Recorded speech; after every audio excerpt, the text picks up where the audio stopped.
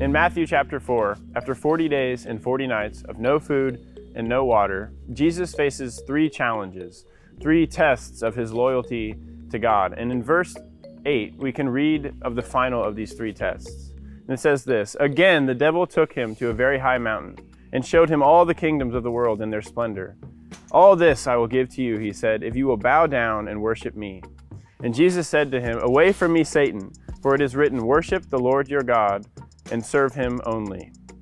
And in this test, in this temptation, Satan appeals to Jesus' humanity, and he offers him a path of ease and comfort and an escape from pain.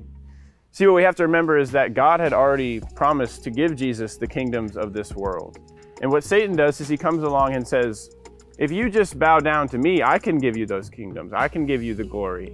Because what Jesus had been asked to do was to go to the cross and suffer a really painful and horrible death when he was innocent.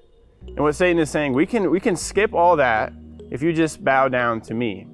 And there's actually something that we miss a little bit in this English translation that appears in the original Greek.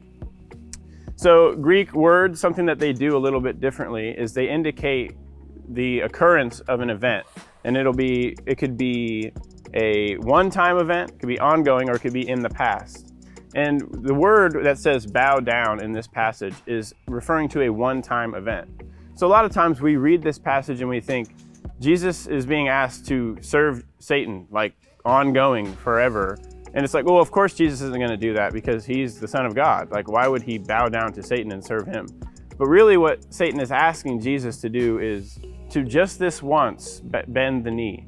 If you just do this one time, I will give you all the things that you've been promised, and you don't have to go through the difficult trials.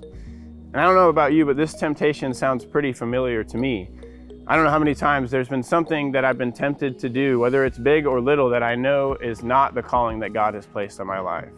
And what Satan offers, he says, if you just do this one time, we can skip the pain and you can get what you want. You can get what you deserve. Because Jesus, he rightfully so wanted this glory. He deserved this glory. He had been promised this glory. And Satan offers him a path of ease and comfort and an escape from pain. And so today I want us to think about what are some ways that maybe we've been offered an easy or comfortable path? What are some things that maybe we've been avoiding doing that God has called us to do because they are maybe painful or difficult or challenging? And then lastly, I want us to think, envision for yourself, and if you can't envision it for yourself, ask God to give you a vision of if you were to press into that pain, press into that challenge, and push past the discomfort. What might your life look like if you were to worship the Lord and serve him only?